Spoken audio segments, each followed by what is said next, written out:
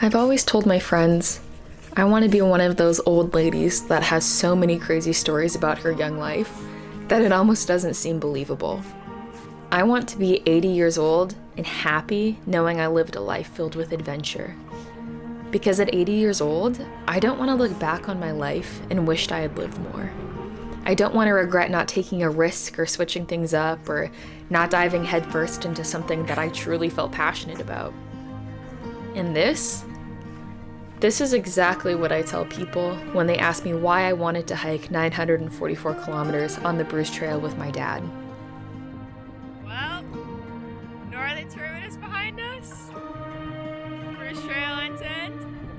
Here we go. The Bruce Trail is located in Ontario, Canada, and is Canada's oldest and longest marked footpath. The trail spans across the entire Niagara Escarpment, traveling 900 kilometers from Niagara to Tobermory, though we hiked the trail in reverse.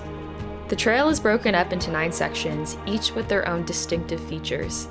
We began in the Bruce Peninsula section and made our way through Sydenham, Beaver Valley, Blue Mountains, Dufferin Highlands, Caledon Hills, Toronto, Iroquois, and ended off in the Niagara section. We hiked 944 kilometers in just 29 days. 29 days isn't a long time, but 29 days is enough time to recognize that you're doing something you love. Now, the Bruce Trail isn't just some random trail we looked up on the internet and decided to hike on a whim. The Bruce Trail actually holds some significance in my family. When I think about where my love for the outdoors all began, I give credit to both my dad and the Bruce Trail. At an early age, my dad was teaching us to be curious and adventurous. Most Sundays throughout my childhood were spent somewhere along the trail after church, with Dad typically leading the way and my brothers and I trailing closely behind. I remember being in awe of the forest and the fact that though I was only minutes from home, it felt like I was completely transported to a different world.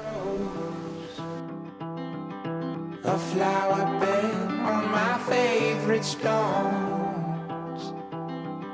I love the ground where your roots have grown. You're my favorite place. My brothers and I would search for the perfect walking sticks while hiking the trail.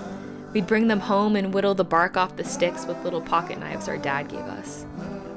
We'd search for salamanders underneath rocks and walk barefoot in the rivers to cool off on hot days. We'd bring birdseed to feed the chickadees, and sometimes we sat in silence in the shade of the maples to listen to the woodpeckers. The trail and my dad's obvious love for nature truly sparked my love for being outside. Red kind of glow. You radiate my favorite tone.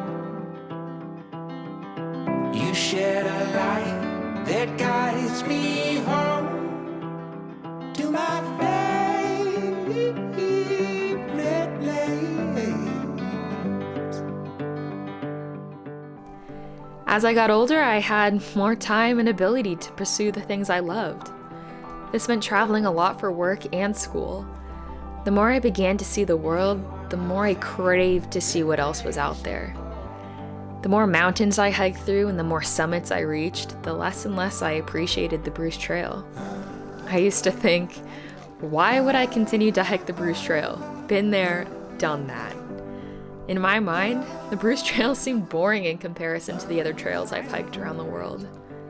My dad would constantly tell me that there's so much beauty to see on the Bruce, and I could tell it bothered him a little that I clearly lost interest.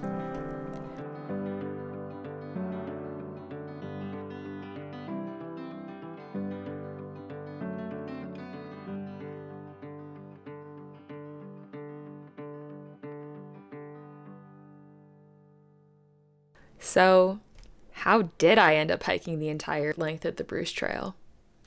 Well, like most people, COVID-19 drastically changed my plans for the year.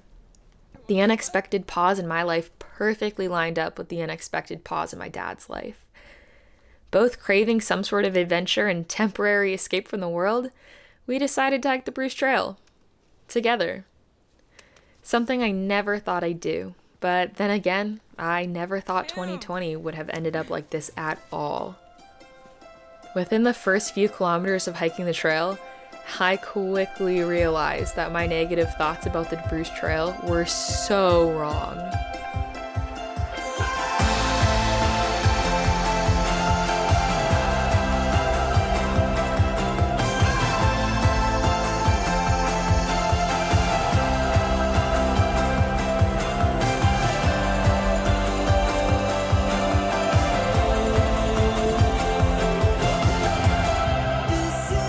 Each day was new. Some days we'd hike along a cliff's edge all day with the crystal clear blue water of the bay below us. Some days we'd walk through farmers' fields or meadows or through pine and cedar forests. Others we were surrounded by the changing colors of the leaves or walked alongside rushing rivers. Every day was new, and every day was different. Getting to hike the Bruce Trail with my dad was what made this trip so memorable. We learned so much about each other over the 4 weeks we hiked together, both through conversation and also just being present with one another. Some mornings we would chat for hours, where other days we wouldn't talk at all. I think you learn more about a person within the silence anyways. There were several days actually where we rarely spoke. Typically on cold, rainy days when my mental strength was truly tested. On a particularly relentless rain day, I remember turning around to check to see how Dad was doing, because truthfully, I was having a hard time motivating myself. I was expecting him to be grinding it out and pushing through the misery as well, but instead, he had the biggest smile on his face. It was a kind of smile I hadn't seen in quite some time. And that's a memory that's burned into my brain. Cold and looking through the drops of rain on my glasses and seeing his raincoat completely permeated by the rain. And yet his smile was the warmest thing I had experienced in such a long time. I watched my dad, who started to increasingly feel the pressures of work and responsibility, completely embrace the trails in ways I didn't think he would.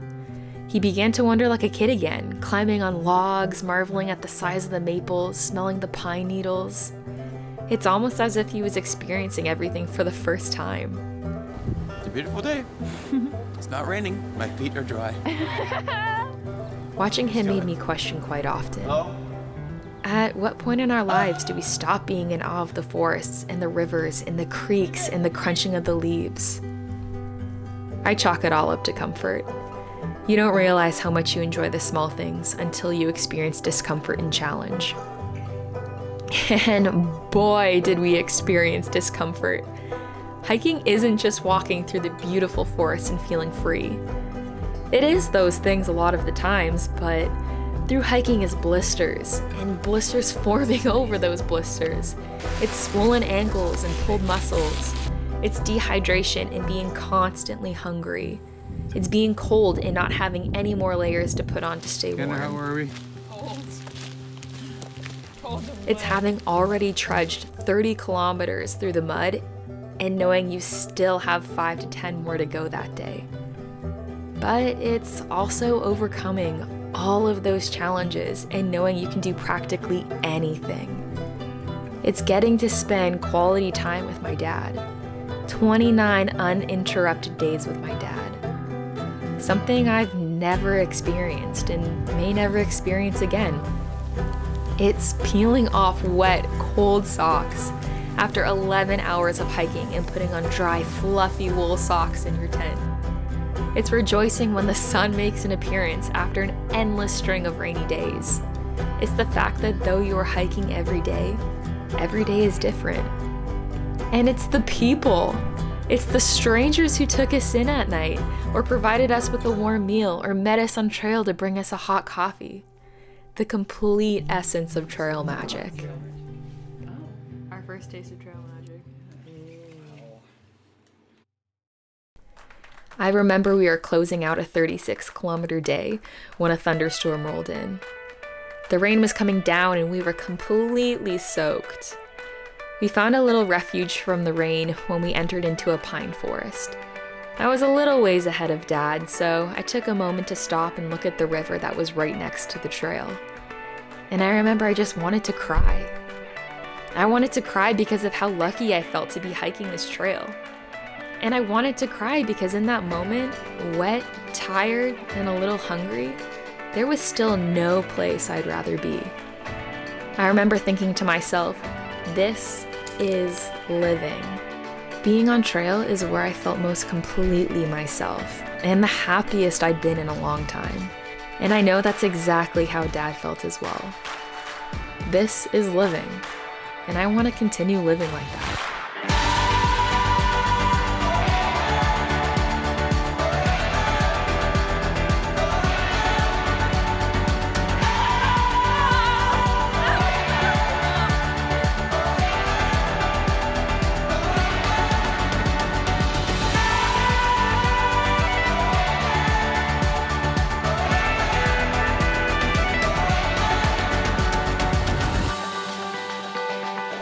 Why be comfortable? What's exciting about being comfortable? Will I be happy with myself at 80 years of age if I lived a comfortable life within the flows and regular rhythms of life? Or will I continue to push the boundaries, embrace the discomfort, thrive within the ambiguity, and live a life I'd truly be proud to share with others?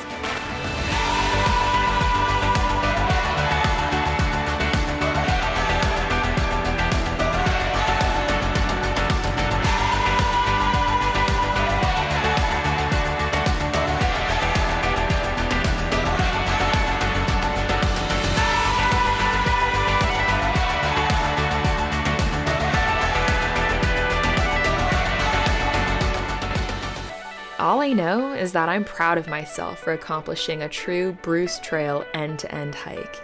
And I'm so proud of my dad. I can't express how thankful I am to have spent these 29 days with him. Oh, my hips.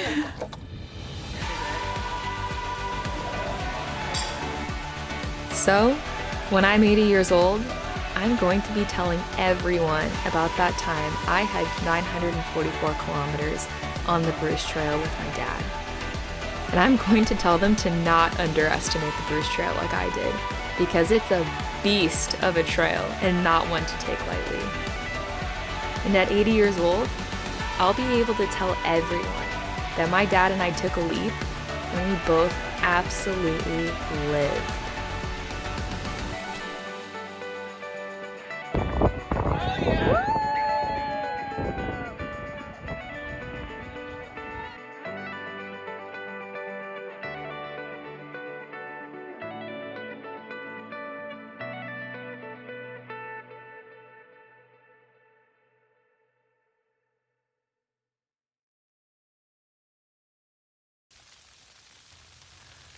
Don't know if you can hear that, but those are snow showers. Good morning, Kendra. Kendra? What? Good morning. I heard you. Onwards.